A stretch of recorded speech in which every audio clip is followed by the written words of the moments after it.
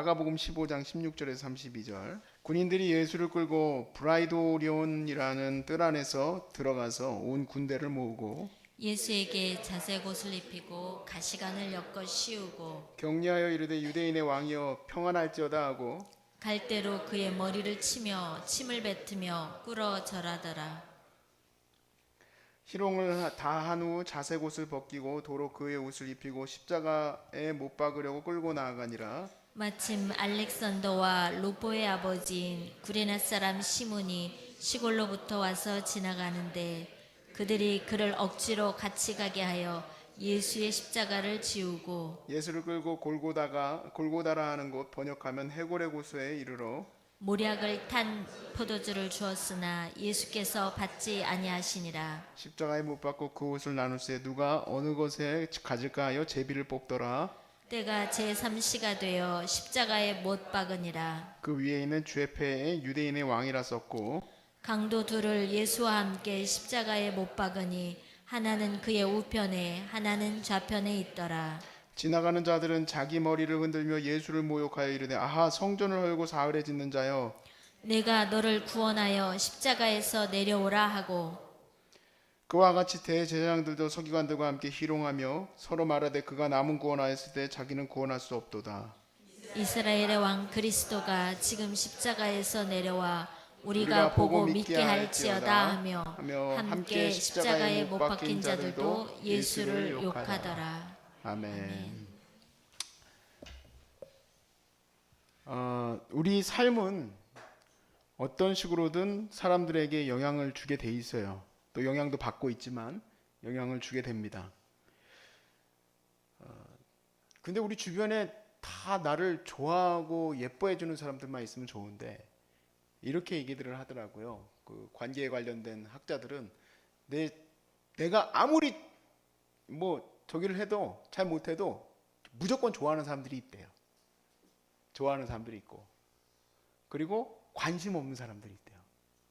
그리고 마지막으로 아무리 잘해줘도 싫어하는 사람들이 있대요. 그러니까 나를 싫어하는 사람에 너무 관심 있게 너무 마음을 두지 말고 좋아하는 사람들 잘 이렇게 섬기면서 살아라 이런 말들을 하던데 예전에 한 목회 이제 성공하신 목사님이 설교를 어떻게 하시는지 물었어요.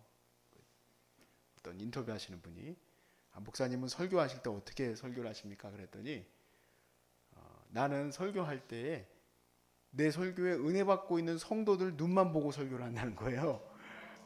왜냐면은 설교하다 보면 어떤 분들은 졸고 어떤 분들은 딴짓하고 하는 게 사실 아무리 성도가 많아도 한눈에 다 들어와요. 저도 눈이 이렇게 작은데도 여러분이 한눈에 다 들어와요. 근데 어떤 사람들은 눈이 막 초롱초롱 해가지고 그 설교를 100%, 120% 흡수하고 있는 사람이 있고 어떤 사람은 120% 쫓아내고 있는 사람이 있고 그러면 이게 사람이 누가 더 많이 보이냐면 사실 관심 없는 사람들이 더 많이 자꾸만 눈에 이게 들어온단 말이에요. 그러지 말고 관심 갖고 있는 사람한테 더 신경 쓰면 좋다. 그런 얘기를 하면서 설교를 했다는 거예요. 사실 설교는 어찌됐든 그들이 듣든지 안 듣든지 다 지금 전해지고 있기 때문에 내가 막 거기에 막 안쓰러워서 이렇게 할 수는 없잖아요. 그러니까 좋은 영향력으로 하라는 말씀이었는데 참 맞는 말이에요. 오늘 우리 주님께서 십자가를 지시는 장면에서 십자가를 지는 그 장면만 보고 설교를 해야 되는데 오늘 근데 이상하게 오늘은 본문에서 누가 자꾸만 보이냐면 그 주변에 있던 인물들이 자꾸 눈에 들어오는 거예요. 그리고 이 주변에 있는 사람들을 하나하나 제가 말씀을 연구하면서 묵상하면서 보니까 크든 작든 다들 영향을 받았어요. 물론 다 예수 믿는 구원의 역사로 인도함을 받은 것은 아닙니다만은 그들이 예수가 십자가를 지는 것이 그게 그냥 헛되게 그냥 지는 건 아니잖아요. 어떤 한 사람이 죽는데 그 죽음의 현장으로 나아가는 그것이 그들에게는 큰 영향을 미치게 되겠죠. 근데 그 영향들이 미치게 되는 걸 보면서 내 삶에도 이렇게 많은 사람들이 나에게 영향을 받게 될 텐데 내가 어떻게 살아야 할지 우리가 다시 한번 생각해 보게 되더라고요. 여러분이 살아가는 삶의 모든 부분 속에 심지어는 아주 작은 사람들 제가 오늘 엑스트라라고 말을 했지만 작은 사람들조차도 여러분에게 영향을 받고 있음을 깨달아 하시길 바랍니다. 여기 오늘 첫 번째 제가 주목했던 인물들은 마가복음 15장 16절에 군인들이에요. 군인들이 예수를 잡아 죽이려고 하는 것은 아닙니다. 왜냐하면 예수님을 잡아 죽이는 거에는 몇 명 많이 필요 없어요. 그런데 많은 부대가 지금 동원되는 이유는 예수님이 사람들에게 굉장히 인기가 많았기 때문에 밀란이 일어날 것이 두려워서 부대를 동원시켰습니다. 쫙 부대가 동원된 거예요. 우리나라 아까 뭐 데모 하셨던 얘기 잠깐 간증에 나오던데 학생들 데모한다고 에이 그래 뭐 경찰들 조금 배치합니까? 아니에요. 그때 당시 보면 막 부대가 그냥 막 총동원되고 저희 사촌형도 그때 당시에 백골 부대였어요. 그때 그 사촌형은 대학생인데 백골 부대야. 그렇죠? 다 거기 배치되어지죠. 그것처럼 이 창을 들고 있는 이제 부대가 쫙 집결을 했습니다. 이 본문에 보니까 온 군대가 집결했다고 그랬어요. 자, 그리고 이제 제가 머릿속에 떠오른 사람이 하나 있었어요. 사도행전 10장으로 넘어가면은 고넬료라는 사람이 등장해요. 자, 우리 한번 넘어가 볼까요? 사도행전 10장.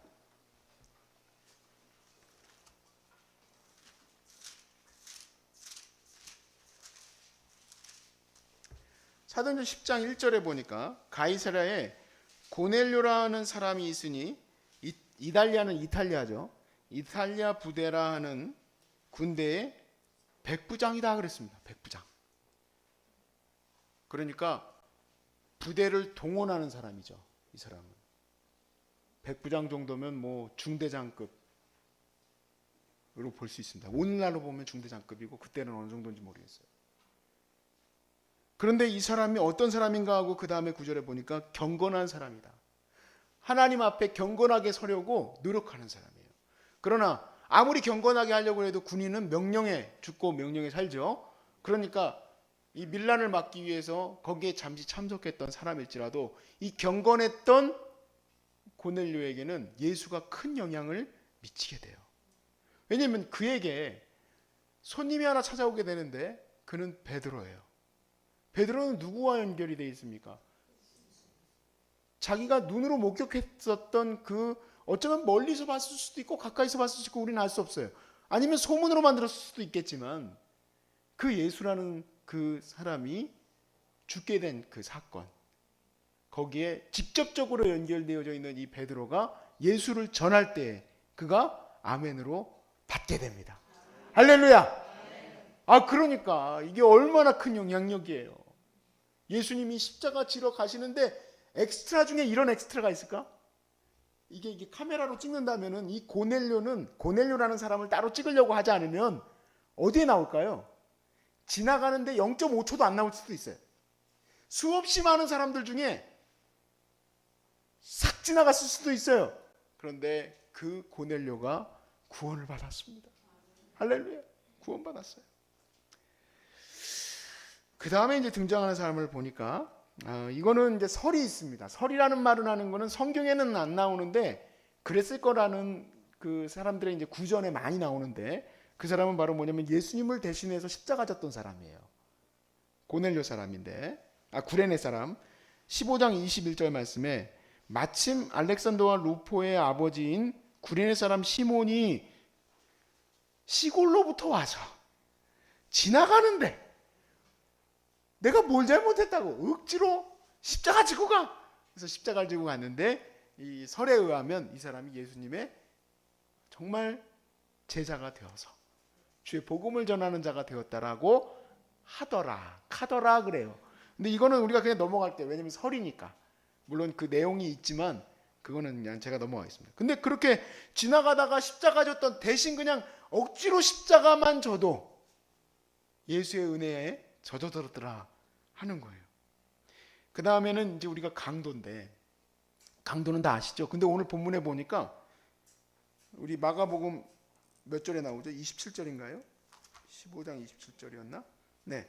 강도 둘을 예수와 함께 십자가에 못 박으니 하나는 그의 우편에 하나는 좌편에 있더라. 그리고 그 대화 내용이 잠깐 있어요. 근데 그 대화 내용이 조금 나오는 부분이 누가복음에 나옵니다. 근데 오늘 보니까 28절에는 없어요. 사본 때문에 그런 건데, 어떤 사본에는 있고 없는데, 이제 우리가 이제 굉장히 권위를 두는 사본에는 없으니까 없음 하고 이제 표시를 해줘요.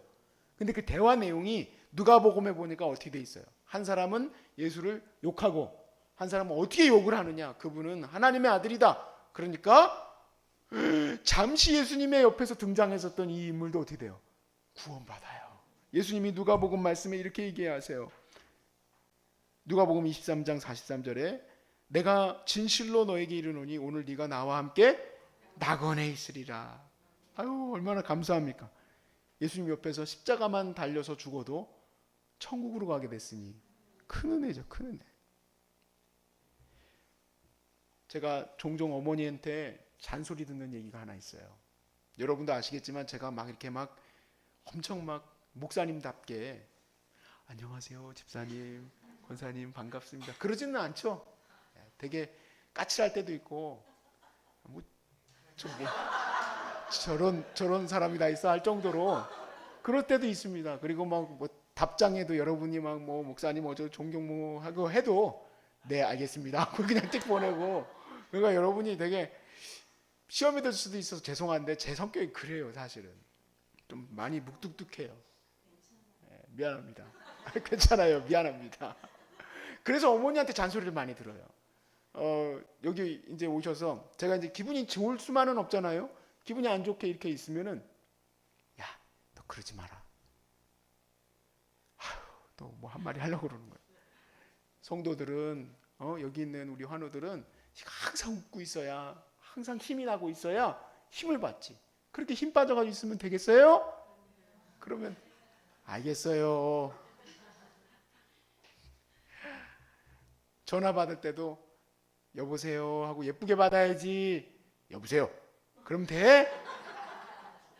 여보세요 하고 예쁘게 받아요. 그래. 아주 그러면 자꾸만 그러면요 조금은 귀찮아요. 근데 표정, 말투, 목소리 톤 하나하나 그냥 넘어가는 법이 없어. 가다가 나 조금 이상만 하면 이 목사님 꼭 그렇게 얘기를 해요. 왜 그러냐면 어머니의 아주 중요한 인간관계에 대한 철학이 있어요. 그건 뭐냐면 모든 사람에 대해서 하나님이 주신 선물로 생각하고, 모든 사람은 나에게 크든 작든 표정 하나로도 영향을 받는다고. 되게 어떻게 보면 피곤하게 살아요. 되게 피곤하게 살아. 근데 제가 그런 생각을 했어요. 내가 어찌됐든 이렇게 살아가는 삶이 다 영향을 받는다는 건 나도 알지만 너무 피곤하다. 그렇게 살려고 하니까, 다 친절하게 대하려고 하니까 너무 피곤하다. 어떻게 해야 될까? 그런데 제 마음속에 하나님 주신 게 있었어요. 그 영혼을 생각하면 그래도 조금 더 네가 노력할 수 있지 않겠냐 하는 거예요. 영혼을 생각하시길 바라요. 예수님께서 강도 옆에서 욕하고 이쪽에서 욕하고 저쪽에서 욕하고, 아유 니네들 욕하든지 말 다 지옥불에 들어가가지고 불쏘시개도 안 되는 것들이 다 이루었도다. 이렇게 끝났으면은 오늘 얘기를 못 해요. 여러분 그렇지 않겠어요? 가서 갈비뼈를 푹 찌르는 그 군인 있잖아요. 그것도 설이 있어요. 그건 제가 그 얘기를 안 했지만 오늘 설교는 안 썼는데, 그 찔렀던 군인도 주님을 믿게 됐다라는 그 설이 있는데, 찌를 때 주님이 딱 찔리면서 아 그만 찔러 많이 묻다 아이가. 그러면은 이거 그러니까 다 자기 그냥 아파 죽겠는데 그렇게 하고만 있으면은 그렇잖아요. 근데 주님은 뭐라 그래요? 저들이 자기들의 죄를 알지 못하나이다. 저들을 용서해 주십시오. 죽는 마지막 순간까지도 그러시고 가신단 말이에요. 그러니까 그 십자가에 엑스트라로 있던 사람들도 다는 아니지만 구원의 은혜를 입는 사람들이 생기게 되는 거예요. 여러분 그러니까 잘해야 되겠어요? 저처럼 츤츤츤츤 하고 다녀야 되겠어요? 예? 잘하셔야 되겠죠? 네, 잘하실 수 있길 바라요. 어머니가 이런 일화가 있었어요. 제 얘기를 못하는 건 제가 안 그래서 그런 거예요. 어머니는 그런 일을 했으니까 제가 자꾸 얘기를 드리는 거예요. 본인이 하기엔 좀 쑥스럽잖아요. 그래서 제가 말씀드릴게요. 그 어머니가 이제 노숙자 사역을 하다 보니까 공무원들이 이제 감사를 자주 와요. 여러분 감사 오면은요 짜증 날까요? 기분이 좋을까요? 짜증 나죠. 왜냐면은 막 몇 년치를 막 뭐 갖고 와라, 뭐 영수증 갖고 와라, 뭐 갖고 와라, 그럼 막 준비해 놓고 해야 돼요. 힘들어요. 그런데 공무원 오시기 전에 1시간 전에 자기가 나가기 시작했다는 거예요. 그래서 제가 왜 또 1시간 전에 나가지 뭐 하시려고 그러나 하고 들어봤더니 한 공무원이 꼭 30분 전에 온다는 거예요. 만나기 싫은 사람은 늦게 오는 게 좋아요? 빨리 오는 게 좋아요? 근데 이 양반은 꼭 30분 전에 와가지고 커피도 마시고 뭐도 하려고 그렇게 일찍 온다는 거예요. 그래서 그분을 섬기기 위해서 30분 전에, 그러니까 1시간 전에 가게 되는 거죠. 가서 커피도 준비해놓고 다 준비해놓고 그분을 맞이하게 되는데 첫날 대화를 하다 보니까 예수를 안 믿는다는 거예요. 그래서 이제 내가 예수를 전해야 되겠다 생각을 하고 그분을 놓고 30분 동안 기도하고 맞이하게. 불 꺼져 있는 데서 30분 전에 와가지고 맞이하면 그 공무원이 기분이 나쁘겠죠. 그러니까 미리 다 대표놓고 영적으로도 대표놓고 그리고 맞이하겠다는 거예요. 그리고 일주일을 감사를 했어요. 그리고 그 공무원이 일주일 뒤에 이런 고백을 했다는 거예요. 자기는 감사 몇 년 동안 해왔지만 이렇게 소중한 사람들만큼 오고 싶었던 때가 없었대요. 왜냐하면 감사하는 것 때문이 아니라 사모님하고 대화하고 싶어서. 그리고 대화하다 보니까 일주일 뒤에 어떻게 됐을까요? 어떻게 하셨어요? 예수 믿겠다고 자기가 작정하게 된 거예요. 어떤 사람은 30분 만나는데 예수 믿겠다고 작정하고 왔는데 나 예수 믿지 말아야 되겠다. 시험 들었다. 이런 사람들도 있더라고. 교회 처음 나왔는데 여기 내 자리야! 그래가지고 교회 떠나게 하는 사람도 있는데 어떤 사람은 예수 안 믿겠다고 교회를 떠났던 사람이 주님께 돌아오게 만드는 사람이 있어요. 어떻게 살아야 될까요? 우리도 돌아오게 만드는 사람이 돼야 돼요. 근데 그런 일화는 너무 많아서 다 해도 여러분 재밌게 듣겠지만 오늘 할 수가 없어. 시간이 너무 많이 가서. 제가 환우 얘기 하나 할게요. 환우 가운데 병이 이제 더 진행이 됐어요. 아쉽게도. 그러면 이 암이 뭐 암만 그런 건 아니지만 다른 병들도 정신이 들어왔다가 나갔다가 그래요. 정신이 들어오면은 이제 다 이제 가족들이 와 있지 않습니까? 병원에서 이제 얼마 안 남았으니까 오십시오 했으니까. 그럼 눈만 뜨면은 이러는 거예요. 오빠 예수 믿어요. 언니들 예수 믿어요. 그러다가 또 쓱 사라지고 다시 들어오면 오빠 예수 믿어요. 언니 예수 믿어요. 그러고 있을 때 저랑 어머니랑 그때 갔었어요. 제가 갔을 때 눈을 못 뜨시더라고. 아무튼 그러다가 이제 돌아가셨는데 그분들 유가족분들이 이렇게 얘기를 해요. 그 한 자매 때문에 온 가족이 예수 믿게 됐다. 나의 남은 삶이 얼마나 더 길지는 저도 알 수 없습니다. 그런데 저를 통해서 사람들은 영향을 크든 작든 받게 돼요. 나도 짜증날 때 있고 나도 모르겠다 하고 싶을 때도 있어요. 그래서 모르겠다고 해서 주님이 나한테 지옥불로 들어가라고 하지는 않으세요. 그런데 이 모든 시간들 속에서 그들이 영향받고 있음을 안다면 내가 예수의 제자라면 나도 주님처럼 살기를 원합니다. 여러분도 주님처럼 살기를 원합니다. 그래서 여러분 만나는 모든 사람들이 다 여러분을 좋아하는 건 아니지만 그래도 다들 영향받고 있음을 깨달아 알고 그들에게 귀한 예수가 전해질 수 있기를 주의 이름으로 축복합니다.